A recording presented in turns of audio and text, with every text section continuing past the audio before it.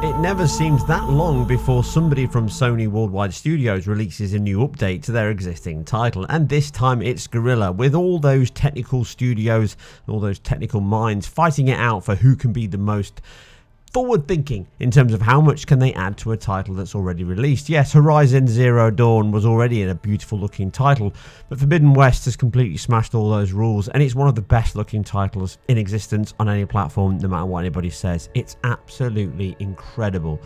And Guerrilla have gone even further yet again. With the latest patch 1.117, it's now dropped today, and I managed to grab some time this afternoon for an early finish at work to just have a quick look at it, and I am again flabbergasted. Naughty Dog really are going to have to step up the game, and we've still got Sony Santa Monica to drop the next God of War, so there's so much to look forward to if you're a Sony player. I must admit, it's incredible. But anyway, this Horizon update is really something else. Again, it's using the same techniques we've seen with things like Spider-Man and Insomniac had already done. I've covered this already with the Ratchet & Clank and the Spider-Man updates. Essentially, they're taking that 120 Hz mode and using that to offer a new balance mode. And that's a perfect title. That's exactly what it is. It's the mixture between resolution and performance, and you get the best balance. You no longer get that 30 FPS limit. You now get 40 FPS. And that's essentially because they're offering a 33% improvement on frame budget for themselves. Rather than targeting 16 milliseconds, they target 25, which is right in the middle of that 33 millisecond frame time that 30 FPS needs, which means you get an improvement of 33% on that performance rate in terms of your input times, and the refresh rate meaning is much closer to 60. So it's harder to tell the difference now between 60 and 40. You can notice it on certain sections, but it's very, very small. And once you jump from 30 to 40, everything feels more fluid and smoother because it's much closer together. I covered this more in the Ratchet & Clank update last year, so go and check that video out in the description below. The other part of this is by using that option, they can also then improve the resolution. So I suspect what they're doing here, and because of the limitation on the HDMI 2.1 that I can capture, I can't go any higher, so it's screenshots on the console, and I'm not going to spend loads of time counting. But I suspect, based on what they've said in their patch notes, and obviously looking at the visual quality here, they're now targeting a checkerboarded 4K rather than the checkerboarded 1800p, and that's because they can claw back that performance, and by turning off that limitation in terms of VSync, which VSync has a cost, again I've covered that in the God of War video, they gain some of that performance back, which means they can improve that resolution scaling target. It's still dynamic, I'm sure, like all of the modes are dynamic, and therefore you get sharper image quality, smoother frame rates, and overall just an improvement to what you've already been enjoying.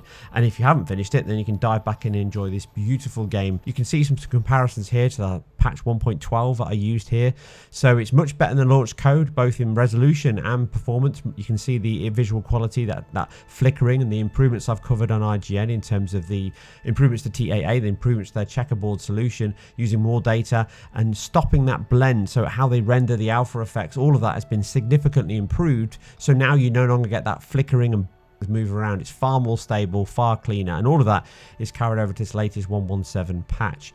It's a visual tour de force, it's a visual treat, and now it's even better, just showing how much they're getting out of it. But they've gone even further than that. Obviously not wasting any time with this one-upmanship from each other, which I absolutely love. Competition breeds this, and this is why I always say you need it. You've now got the 120 FPS option as well, so it unlocks that 60 FPS performance mode now with VRR enabled. You do need VRR screen, and that means it no longer limits it to 60. It can now run freely up to 8 millisecond frame times, which means you can get from the 40 FPS mode, you can see a 75% improvement on performance on average here in like-for-like sections over that mode in battles and exploration. That's incredible amount of headroom left over. And again, remember that this performance mode is likely using that in terms of the same 1800p target resolution. It might even dynamically scale differently as well because of that headroom that's given back by not having to VSync to that 16 millisecond time. That buys them a lot of time in the engine. Again, check out my God of War. I'm not going to go through that again. So you now get, as you can see on screen, even smoother and faster input times, much better image quality, and overall just a huge improvement to what is already a stunning looking title. this really is one of the best looking games I've ever played. Let's be honest, you know, there's no doubt about that. And I did cover it in detail at launch over on IGN, and I've done some patches over here as well. There is a whole video I want to discuss around this title, just time and effort and all that kind of good stuff. And as you can see, this is just put together in an hour or so, just to give you guys a view of what it looks like. And if you haven't downloaded this patch, download it. There's other updates to the engine as well, and the patch notes cover all that in detail. They've improved game elements, and this constant feeding into the single player title like this is exactly what I love to see. And I must admit, I'm very excited about things going forward in terms of what I'm seeing so far on the Sony platform. And this is not a console war thing, let's be clear. Xbox are doing nothing, absolutely nothing.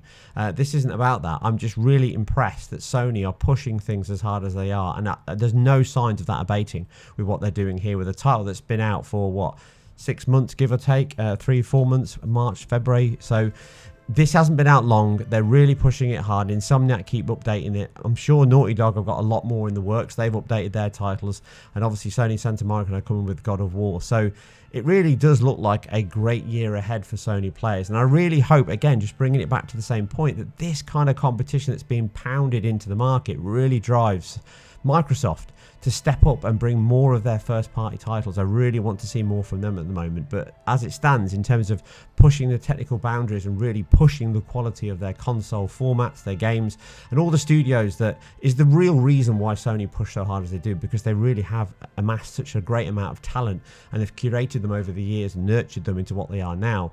They all basically share technology, they all share the wealth, and that means that us, the players, benefit from it. And it's incredible. You know, I can't wax lyrical enough by how much they really are pushing this hard. And you get all those other benefits that the updates over the past few months have given. So super fast loading, the improvements over the base PS4 and PS4 Pro, again, still great versions on their own, but they're limited to 30 resolutions, all that kind of good stuff. So you are getting a cross-generation title in Horizon here, but let's be honest, the visual improvements, the performance improvements, the controller improvements from that DualSense, the 3D audio, and the input times, all of those areas can make a significant difference on what we do with games. More than anything, we play them, and that's what it's all about. So hats off to the Guerrilla, hats off to Sony for really keeping it real and keeping it real. What am I, 1994, for pushing really hard on this. Yeah, it's great. Really excited to see it. Anyway, a few more minutes of analysis here in terms of frame rates. I hope you enjoyed this. Remember, if you do like what I do, I'm completely self-funded and independent. So to help support me and what I do here, and obviously keep the quality rolling, then you can subscribe, you can leave a comment and a thumbs up. That really helps. Both those things really help the YouTube algorithm. And if you can, any pounds or dollars on my Patreon really, really help. Anyway, enough blurting. I'll catch you guys and girls on the next one.